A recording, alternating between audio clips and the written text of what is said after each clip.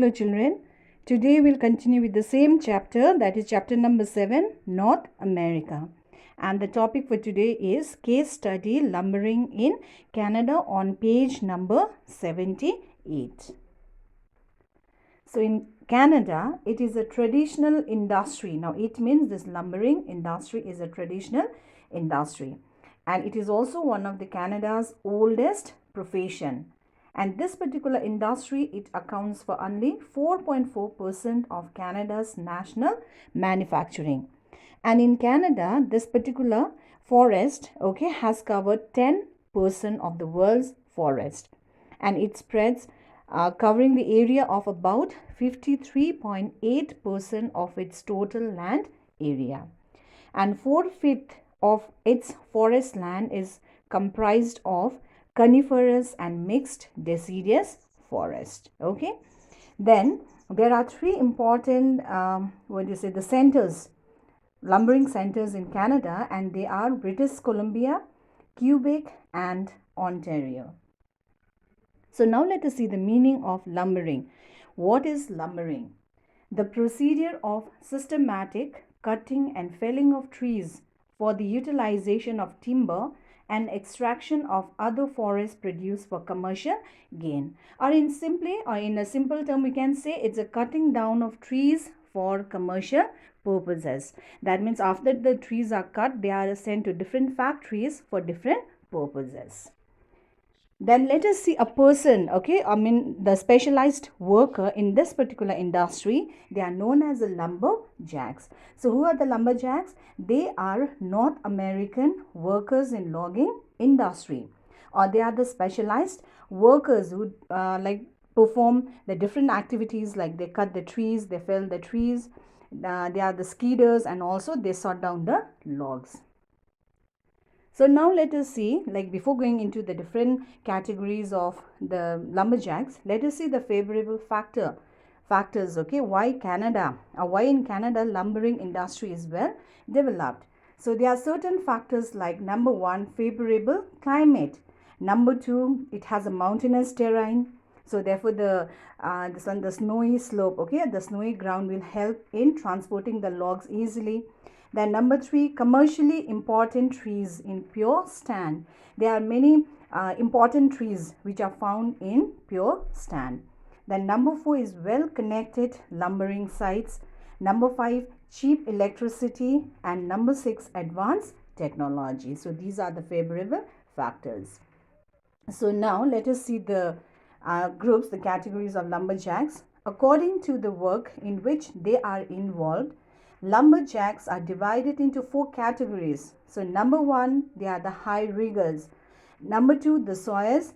Number 3, the skidders. And number 4, the haulers, or we can say the transporters.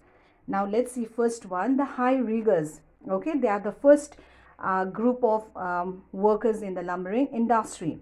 Now what is the work? They climb up a tree with safety belts and cut off the branches using a saw. And finally, they fell the tree.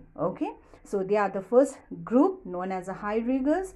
They climb the trees and they cut down the branches, and finally the trees are cut. So you see, first step of lumbering, that is felling. Now let us move on to the second group. The second groups are known as the sawyers. Now you know the high riggers, they have already cut down the trees, isn't it? So second group of workers, they are known as the sawyers. They cut off the remaining branches of the trees. And then what they do, they cut the log, or you can say the trunk is then cut into the desired length of 5 meters. That is for the sawmills, and 1.5 meter or 1 meter for pulp mills. So this work is also done by the sawyers. Then the third group is known as the skidders. Now what is the work? They drag the fallen trees to a roadside loading point. Either they use horses, tractors, or even the helicopters. So this work is done by skidders. And the skidded logs, they are sorted out by the skidders according to the grade and species. Why this is done? because they need to supply the harvested log to the appropriate mills. As I've already mentioned you, 5 meters for sawmills and 1.5 meter for pulp mills. Then the last group of lumberjacks, okay, they are known as the haulers, or they are the one to transport the log from the sorting site to the processing mills. Either they use trucks, railways, or waterways. And in Canada, logs are often transported downstream using nearby water course. Now, how is it done? Okay, like when they have to send the logs by waterways, through waterways, what they do? So the logs are first bundled together to form the rafts, and then they dispatch in the water. So this prevents them from sinking. Okay, they are already made into bundles. So when they flow and reach the mills, they are collected in log pools by using a stopper called booms. So this prevents them from flowing further downstream.